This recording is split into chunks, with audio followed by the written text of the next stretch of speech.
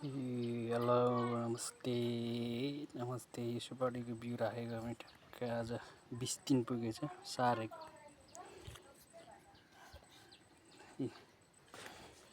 यो आगोमा रोप्ने हो टक्क साथले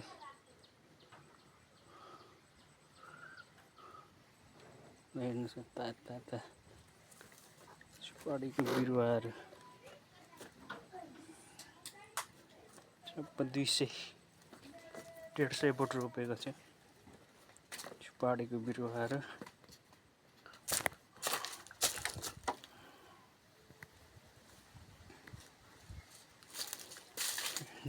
तातो साटा र द्राक्षको बोट लिचीको बोट सुपारीको बिरुवा जम्मा जम्मी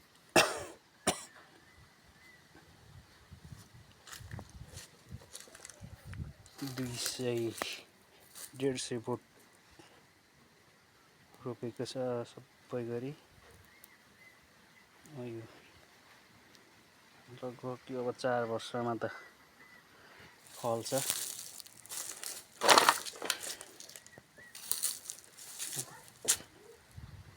बिरुवा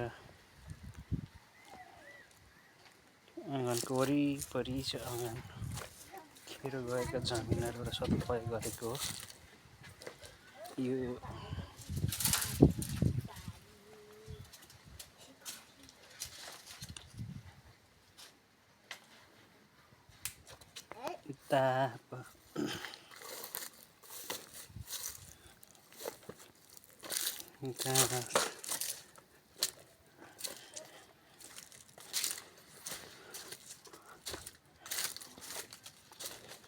यतातिर पनि रोपेको छु तर मसिनो छ यता चाहिँ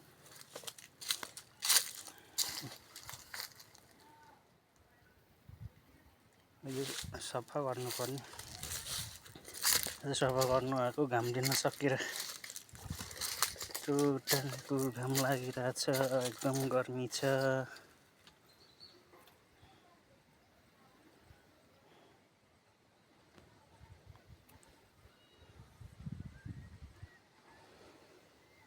एकदम गर्मी छ के छ पुरानो हाम्रो घर मर्मत नगरेर पनि पुरा भत्किसकेछ लगभग घर पनि हामी यहीँ बसेको पहिले यहाँनिर किचन थियो हाम्रो यहाँ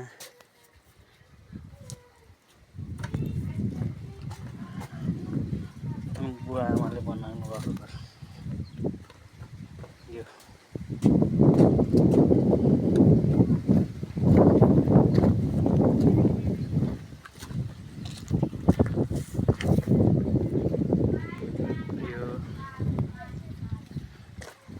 घर बुवा आमा सबै मिलेर बनाएको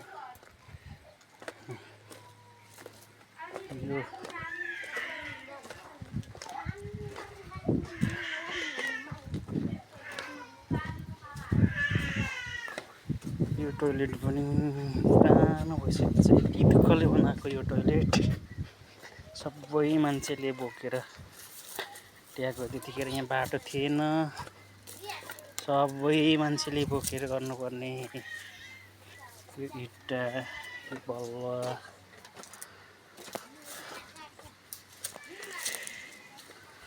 खेत रोपेको सबै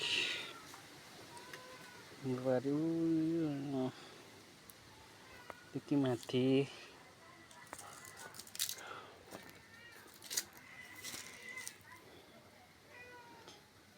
बाख्राको घर पनि पुरानो भइसकेको छ भत्किसकेछ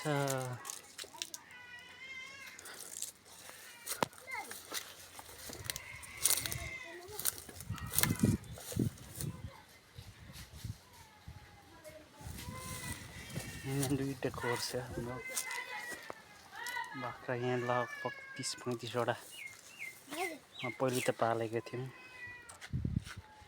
गोरु गाई थियो, अहिले त छैन, के छैन।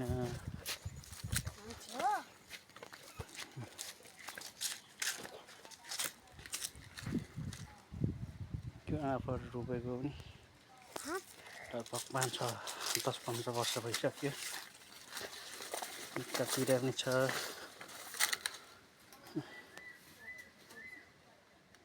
बिउ उब्रेछ। कति दिनमा आज आएको यहाँ।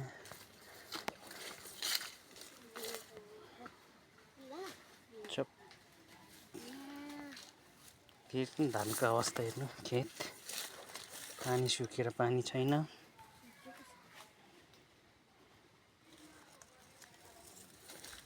सुपारीहरू पनि हुर्केछ। सुपारीहरू यहाँ रोपेको सुपारीहरू सबै हुर्केछ। बस्नु त बचेको छ, हेरौँ के हुने हो अब। यस्तै छ हाम्रो गाउँ घर।